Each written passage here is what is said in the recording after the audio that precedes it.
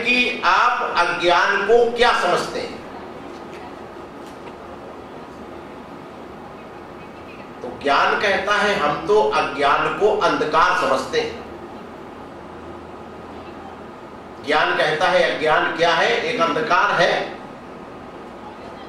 तो ज्ञान से पूछा गया उस अंधकार को दूर करने का कोई उपाय भी है आपके पास? ज्ञान ने कहा हाँ बिल्कुल है।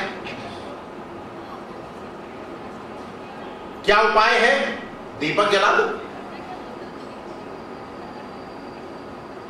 हजारों साल का अंधेरा एक पल में वहां से उड़ जाएगा। बस एक माचिस ले जाओ, जला दो, अज्ञान मिट जाएगा।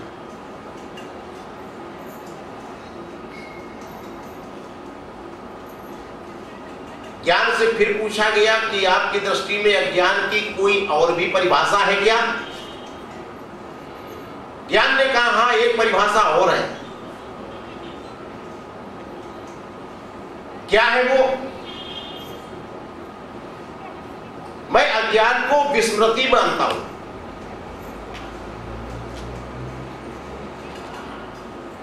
विस्मृति, अपने स्वरूप को हम भूल गए।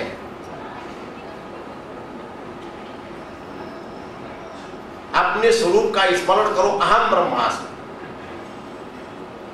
बस अज्ञान दूर।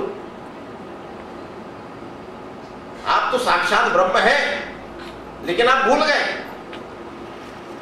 जहां जिस परिवार में आप पल गए, बढ़ गए, बड़े हो गए, आप अपने आप को वही मान बैठे। मैं शर्मा हूं, मैं वर्मा हूं, मैं पटेल हूं, मैं ब्राह्मण हूं, मैं क्षत्रिय हूं, मैं वैश्य हूं। जिस परिवार में पालन हो गया, बस वही स्टेप आपने अपने ऊपर लगा लिया। आपका वास्तविक रूप क्या है?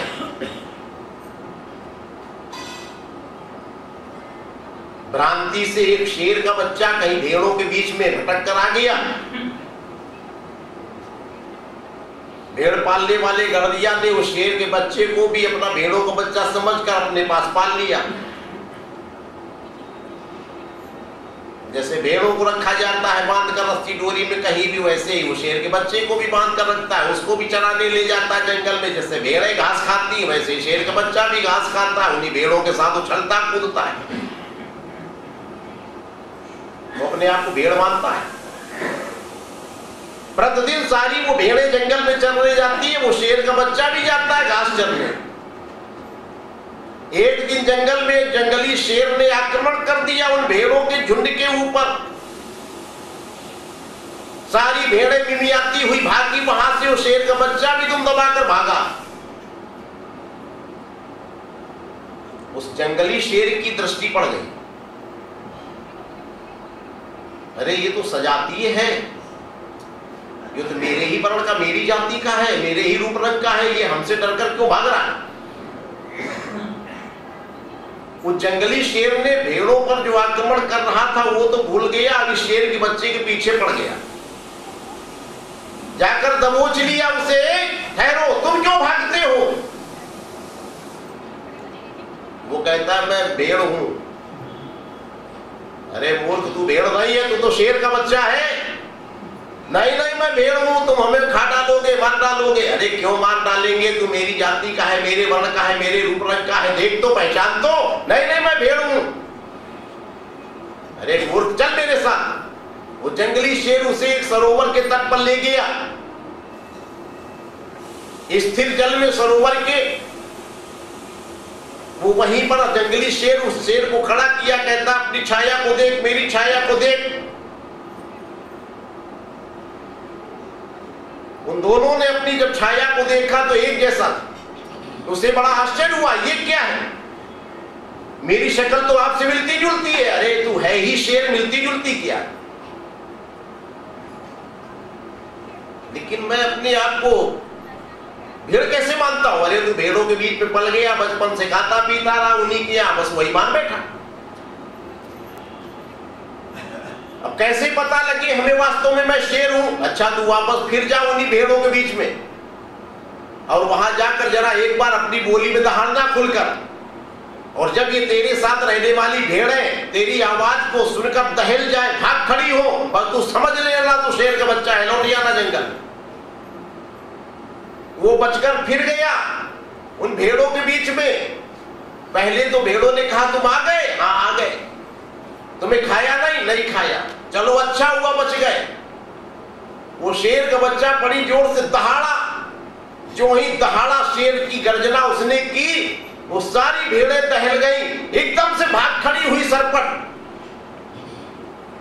शेर के बच्चे को समझ में आ गया कि मैं वास्तव में शेर का बच्चा हूं, भेड़ों के बीच में पल करके अपने आप को मैंने भेड़ मान लिया।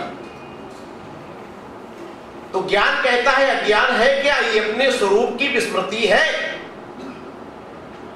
जीवो ब्रह्मैव न परः ममैवांसो जीवलोके जीवभूता सनातनः मनःष्ठानि इंद्रियाणि प्रकृतिष्ठानि कर्षति।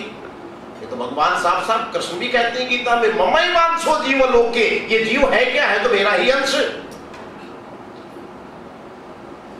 गोस्वामी जी भी तो वही कहते हैं कि ईश्वर अंश जीव अविनाशी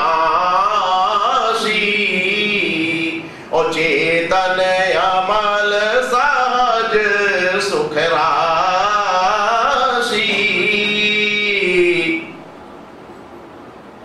ईश्वर अंश जीव अविनाशी। ये जीव है क्या? ईश्वर का अंश। आद्य आचार्य प्रवर जगत गुरु शंकर स्पष्ट घोषणा करते हुए, डिंडिम घोष करते हुए कहते हैं, तीन बातें हमारे सामने उन्होंने रखी लाकर। आद्याचार्य प्रवर क्या कहते हैं? श्लोकार्थेन प्रवक्ष्यामि यदुक्तम ग्रंथ कोटिभिः ब्रह्म सत्यम जगत मिथ्या जीवो ब्रह्मैव नापरः। अहम प्रवक्ष्यामि अर्ध श्लोके